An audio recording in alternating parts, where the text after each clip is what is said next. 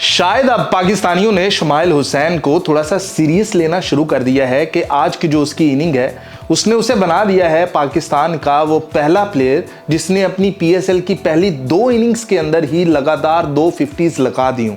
मतलब पहली इनिंग के अंदर आपने उसकी ब्लास्टिंग इनिंग देखी और दूसरी इनिंग यानी कि आज के मैच के अंदर आपने उसकी तसल्ली वाली 50 देखी कि जिसमें विकेटें गिर जाती हैं कि उसके साथ सऊद शकील भी चला जाता है, रेली रसो भी चला जाता है, तो वहां पर विकेट रोकने की भी जरूरत थी और स्कोर बनाने की भी जरूरत थी। तो उसने स्कोर भी बनाए, 50 भी बनाई और साथ में उसने हसन नवाज को लेकर भी चला और हसन नवाज भी आज कमबैक कर ही लेता है। मतलब वो भी आज 50 लगा ही देता है। पता नहीं एक फजूल तरीके से वो बंदा रन आउट हो जाता है, लेकिन क्या कमाल का खेल रहा था। लेकिन फिर भी जो लग रहा था कि क्वेटा ग्लैडिएटर 125 के ऊपर ही खत्म हो गई है तो ज्यादा से ज्यादा 140 स्कोर करेंगे, वो 174 पर चले जाते हैं। कुछ इसमें चीजें हैं हैदराबाद किंग्समैन की कि जब आपने इस मैच पकड़ लिया था, आप मैच के अंदर आ गए थे, फिर आपने इस तरह से लूज उसे कैसे कर दिया और उसमें उनके कुछ ड्रॉप कैचेस शामिल है, कुछ उनकी मिस फील्ड शामिल है। तो इसलिए क्वेटा ग्लैडिएटर वाले 174 बना गए हैं। अब 175 करना होगा हैदराबाद किंग्समैन को जीतने के लिए और सामने है उस्मान तारिक, सामने है इब्रार अहमद।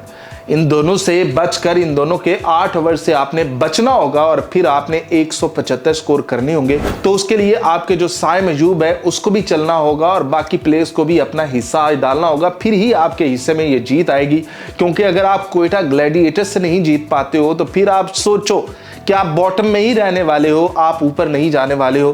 क्योंकि अगर देखा जाए अभी तक जितनी टीम्स खेल रही हैं, हैदराबाद किंग्समैन तो भाई स्लो है ही, क्योंकि वो पहली दफ़ा पीएसएल खेल रही है तो उनकी मैनेजमेंट वगैरह जो उनकी टीम बॉन्डिंग है बनने में टाइम लगेगा। लेकिन दूसरी तरफ क्वेटा ग्लैडिएटर्स भाई उनकी फील्डिंग गंदी है, आज पता नहीं वो फील्डिंग कैसे करते हैं। बॉलिंग भी इतनी कोई खास अच्छी नहीं है, 2 बॉलर अच्छे हैं, बाकी उसके अलावा बाकी सब फजूल ही है। तो आप देखते हैं कि क्या करते हैं हैदराबाद किंग्समैन वाले।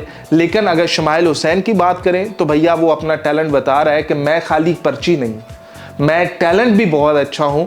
मुझे नहीं मेरा बैट चला है बांग्लादेश के खिलाफ, मैं खड़े होकर छक्के मारने की ताकत रखता हूं, स्ट्रेट पे यानी कि ग्राउंड के चारों तरफ मैं छक्के मारने की भी ताकत रखता हूं और मैं एक प्रॉपर T20 प्लेयर बन सकता हूं। तो मेरे ऊपर इन्वेस्ट किया जाए। अभी तक यंग बच्चा है, अभी तक वो खेलेगा, लेकिन जिस तरह से वो अपनी पहली 2 पीएसएल की इनिंग्स के अंदर लगातार 2 50s लगा चुका है तो लग रहा है कि उसके अंदर स्पार्क मौजूद है। क्या कहते हैं आप लोग के कैसा टैलेंट है ये? जबकि अगर हसन नवाज की इनिंग की बात करें तो वो भी लाजवाब थी कि वहां पर 2 बड़ी विकेट जा चुकी थी कि रेली रसो चला गया था, तो उसके बाद यही लग रहा था कि अब यार ये 100 भी नहीं करते। लेकिन फिर हसन नवाज खेलता है तो लग रहा था कि अब 125 कर लिया इन्होंने, अब इससे आगे नहीं जाते।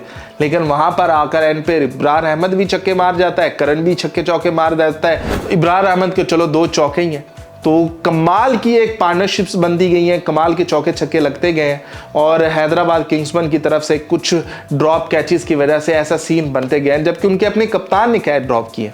तो अब देखते हैं कि हैदराबाद वाले अपनी बैटिंग से क्या करते हैं। बॉलिंग तो उनकी हो गई।